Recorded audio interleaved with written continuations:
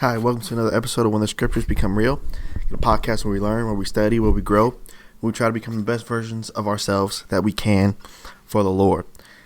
As you all know, today it's Valentine's Day.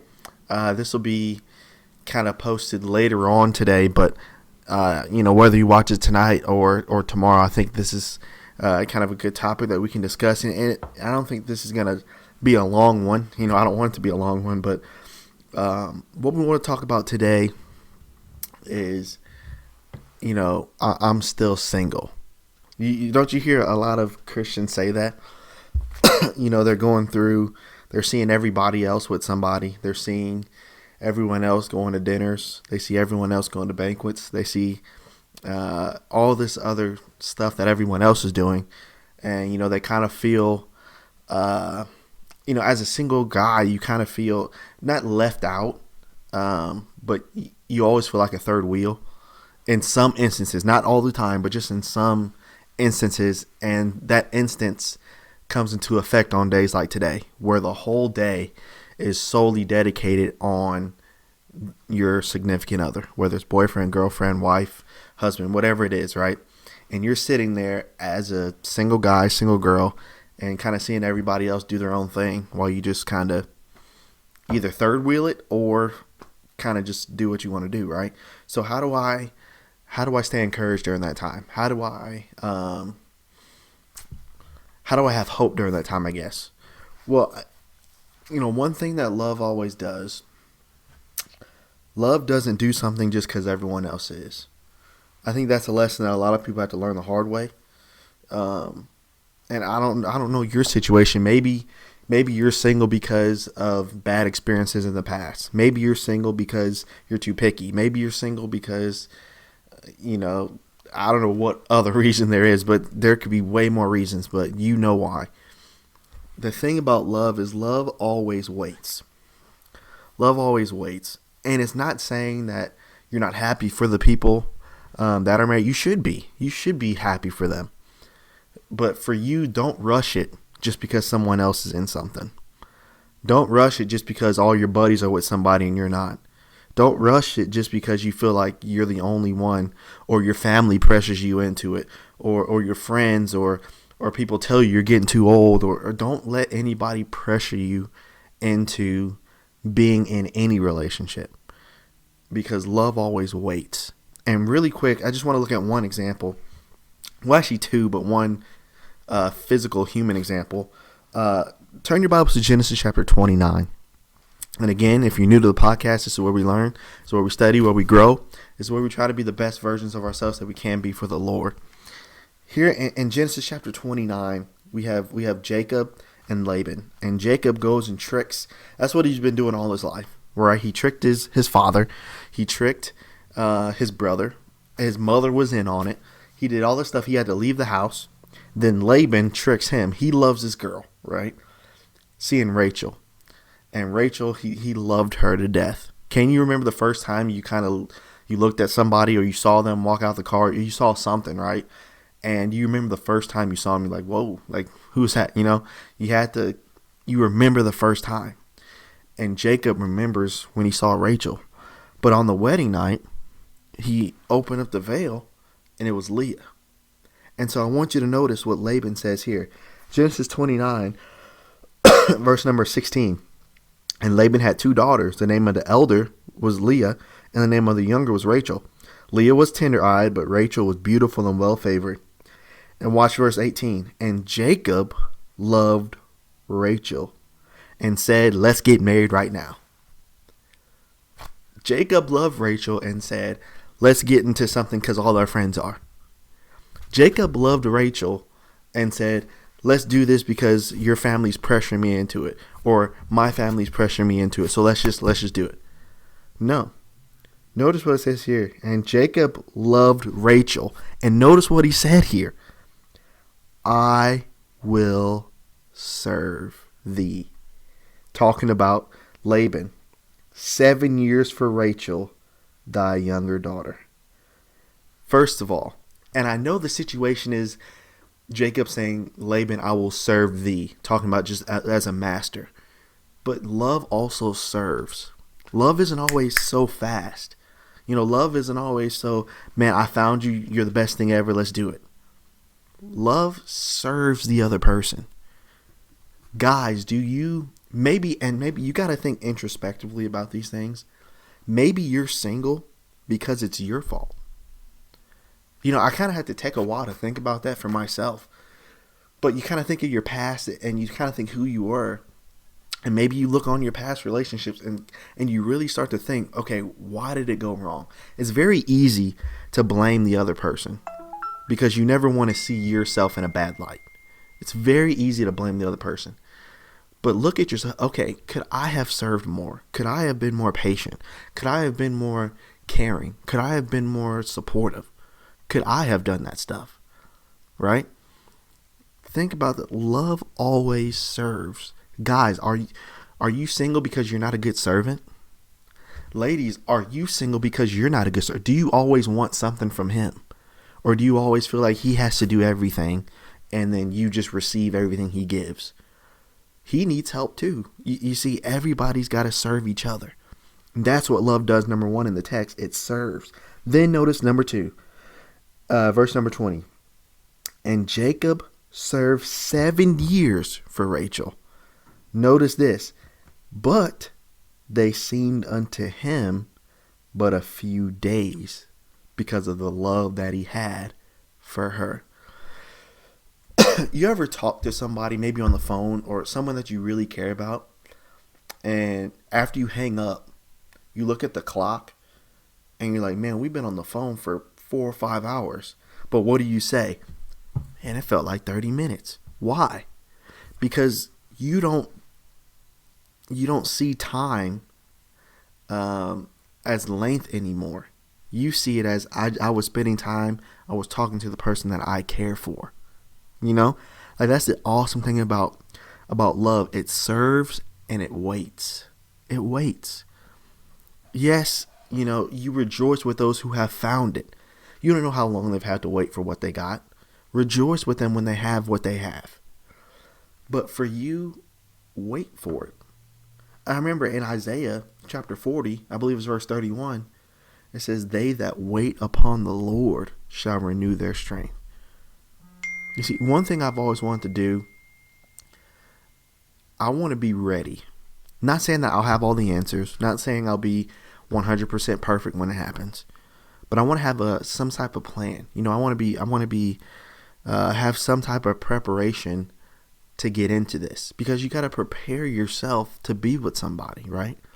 So, I want to be okay financially. I want to know where I'm going in my life. I want to know and have those goals. I want to have myself in a great place spiritually, because how can I lead her spiritually if I'm not that way? And then vice versa. I hope she has those goals. I hope she just doesn't want to just be with me just because of those reasons. I hope she wants those reasons for herself. And that's things that we can do as single people, is to work on ourselves. Number one, here's the 2 things that and it's easier said than done, but the 2 things that we need to do the most as single people is to serve and to wait. That's the best thing we can do. Serve, write cards. I used to love when I worked over there at Memphis. I used to love writing cards to the congregation, to people, to widows. Write cards. Go visit. Go talk to somebody, encourage somebody, help somebody, teach somebody, visit somebody, serve, right? Teach a kid's class, do something, serve. Because once you get into a relationship, then serving comes naturally, because you won't be selfish and thinking when you're in a relationship, okay, now I know this guy or girl, let's see what they can do for me. No, let's see more about what I could do for them. You see, you don't want to be in a relationship where the girl wants everything and a bag of chips from you, and then vice versa. You don't want to be the guy and then you want everything from her, and then you're not willing to give anything. You're not willing to communicate. You're not willing to work. You're not willing to change either.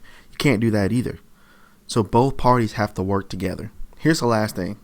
1 Corinthians 13. We're not going to take the time to read the whole thing, but I want you to specifically study from verses 4 through 7, and it tells you all the things that love does.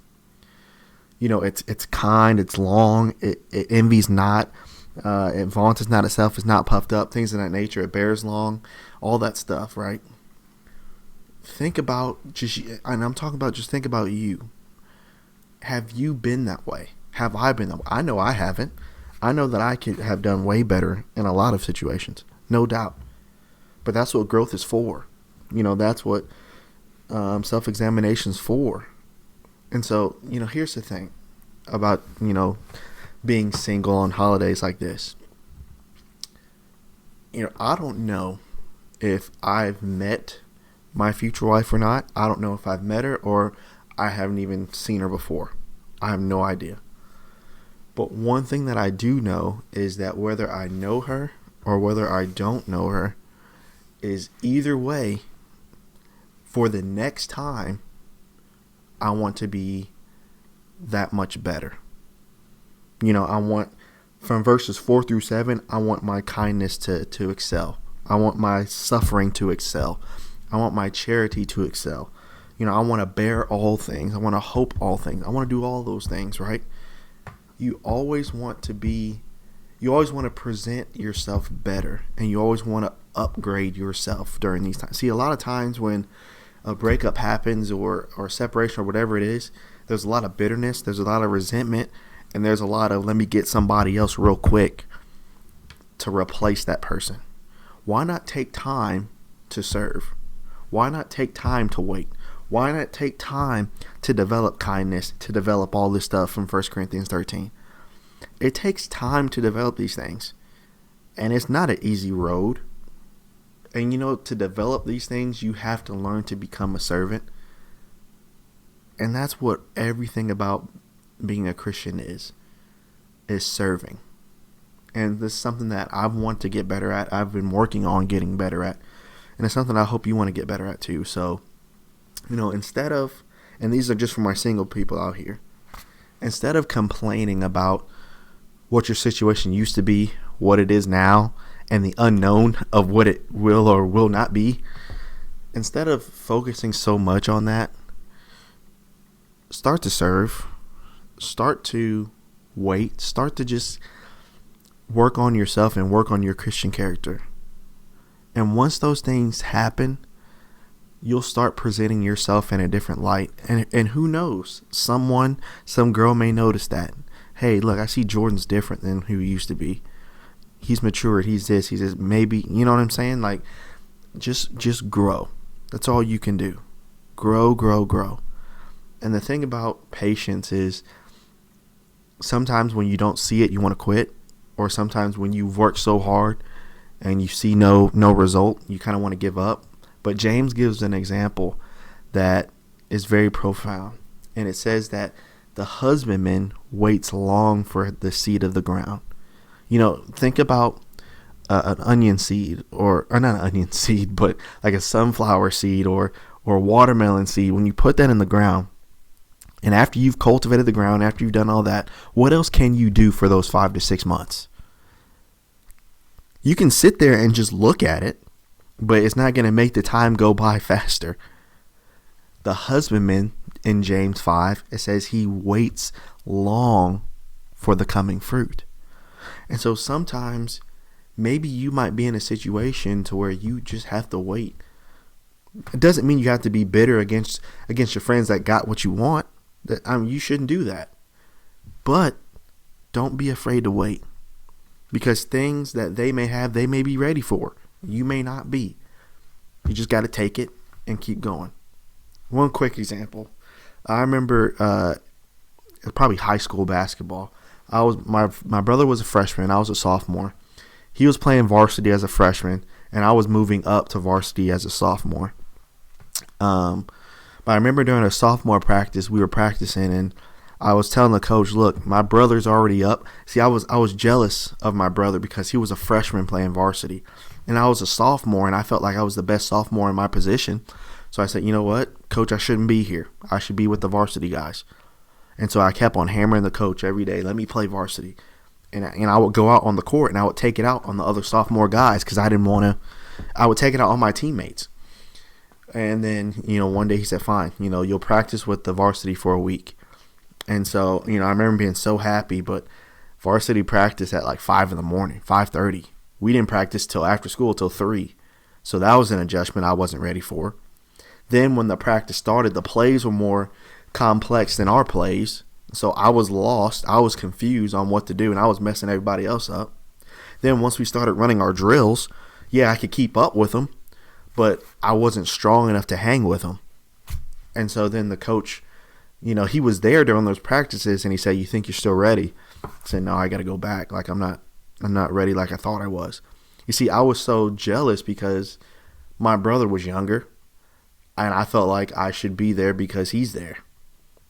And so when I got there, I physically wasn't built like he was, so I wasn't ready.